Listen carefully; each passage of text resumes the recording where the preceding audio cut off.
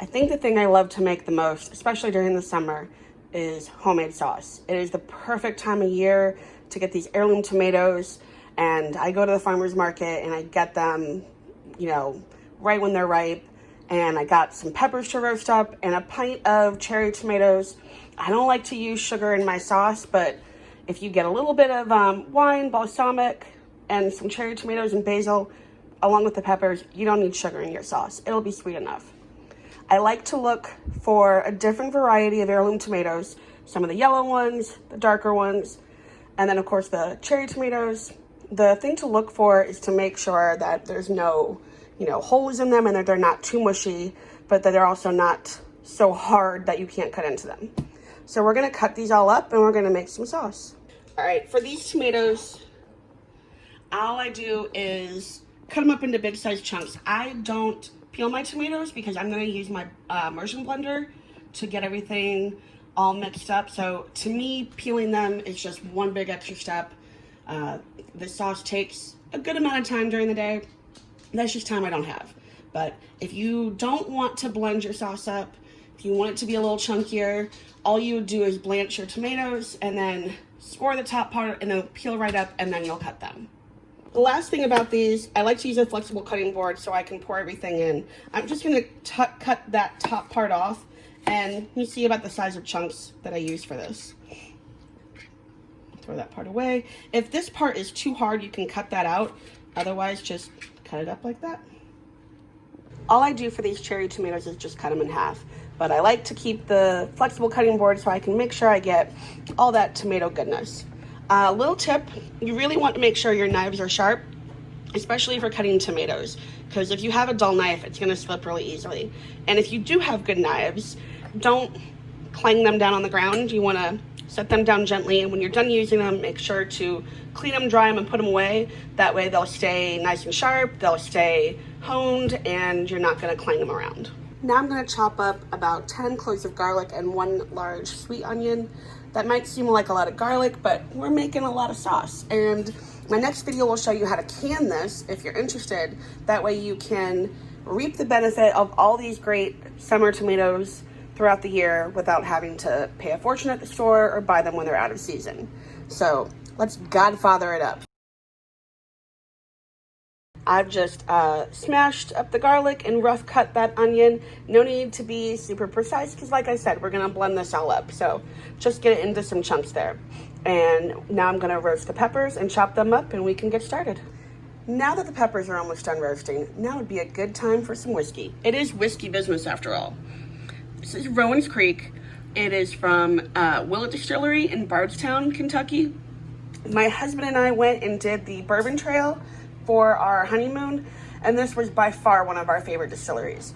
We unfortunately live in North Carolina where the ABC does not do Willett, so thankfully we're close to South Carolina where we can go and pick these up. Enjoy. To get our sauce started, we're gonna add in the onions and garlic first to a nice hot skillet and about 2 to 3 tablespoons of olive oil. My peppers are nice and roasted, so we're just gonna chop these up. And to do this, there's a few ways you can do it. I don't have a gas stove, so I just do them in the oven at 400 for 20 minutes. My onions and garlic are all ready now, so we're gonna add our other ingredients. You just wanna make sure that your garlic doesn't brown, because that will just give a off-putting taste to the rest of your dish. So if your garlic goes too long, unfortunately, you're gonna wanna start over, which is why it's always good to have extra garlic. So I have skinned and seeded and just rough chopped these peppers. When you roast them, the skin just falls right off of them pretty much, and so do the seeds. When you roast the peppers also, it brings out all that natural sugar in them, which is another reason why you don't need to add sugar to your sauce. I've got my tomatoes now in. Don't they look good? And we're just gonna add a little bit more extra virgin olive oil. We're gonna chop up some basil, and we're gonna let this cook down, and then we'll add our spices and some red wine vinegar, a little bit of balsamic and a little bit of red wine, and then we're gonna let that cook. Okay, I've got all my beautiful tomatoes in. We're gonna add a large handful of chopped basil. Okay, now we're gonna add our dried herbs. I've got some fennel seeds, parsley, oregano, a little bit of thyme, and sage. and rosemary. Can't forget the rosemary. Now we're gonna add some paprika, a tiny little bit of chili powder. I'm thinking a half a teaspoon, if that, and probably less of some ground cayenne red pepper, and a good amount, maybe a half a teaspoon or more, of crushed red chili pepper. We like things spicy in this household. If you don't, go easier on it. You can always add more later. After I added the rest of my spices, I just added a little bit of red wine. Use what you have on hand. I don't drink red wine, so I just buy a little tiny bit to go in whatever I cook. But make sure it's something that you would want to drink. If it doesn't taste good, why would you want to put it in your food? A little bit of red wine vinegar and a little bit of balsamic as well. That'll also give you some sweetness to your sauce. Now that I have everything mixed up, we're just going to close the lid and let this cook down. I'm gonna come back in about 45 minutes to an hour, see how much it's reduced, and then later on we'll add our tomato paste if we need to thicken it up a little bit, and we'll blend it all up, and that'll be it. The longer it sits, the more these flavors are gonna marry, so it's good to do this on a weekend where you have plenty of time to let all these flavors come together. Now is also a good time to have a little more whiskey.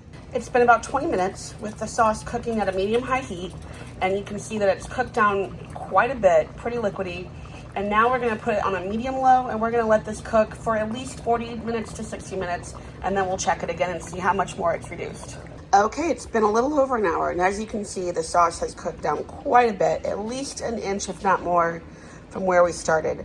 I'm gonna add some tomato paste just to thicken this up a tiny little bit, and then we're gonna blend it up. A little tip, I like to use the tomato paste that comes in the tube here, because for one, if you're making a smaller batch or bigger batch, I never feel like I have enough tomato paste or I have too much, and then that leftover never gets used. It always goes bad. And no matter what brand I get, it always has a bit of a tinny taste. So I like to get it in the tube. It's very concentrated, so you don't need that much. We're gonna put just about a tablespoon in there, maybe two, depending on how thin it really is, and it's gonna have a better flavor as well. Now we're gonna blend our sauce. I've got my immersion blender here. If you don't have one of these, you can use any sort of blender that you have. I've used my NutriBullet before. It took me a little bit. I did about 2 or 3 batches, but it still worked just as fine. You can get one of these anywhere from $30 to $200. This one is All Clad, and I think this one was about $50 to $100, but All Clad's a great brand. You're gonna buy it once and it's gonna last you forever. Make sure you got it all the way down, so that way it doesn't pull back up and you get splattered. And we're just gonna mix this up. We'll be back when it's all blended.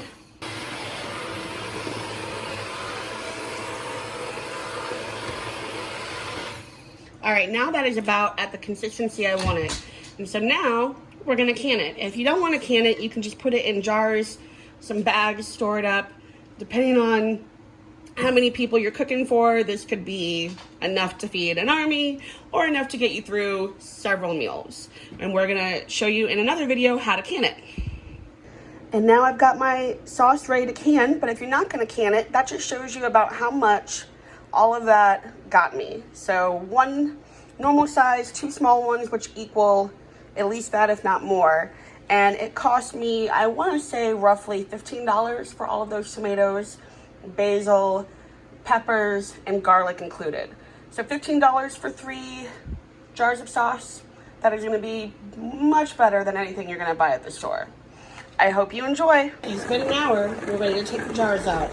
Let me tell you, it is hot in this kitchen, and I am ready to get these cans out. Okay, all of the cans are out and done. So in about 40 minutes, they will pop, and you know that they are good to go. They are good to keep in a pantry for up to 18 months, I believe. I'll usually write the date on them. They're great to give away as gifts or just store. It's not like we're not going through a pandemic right now where we could use some extra stocked up sauce. Anyway, I hope you enjoy it. I hope you enjoy the sauce, and make sure to like and subscribe and hit the little bell so that way you receive the notification next time I have a video. Bye everybody.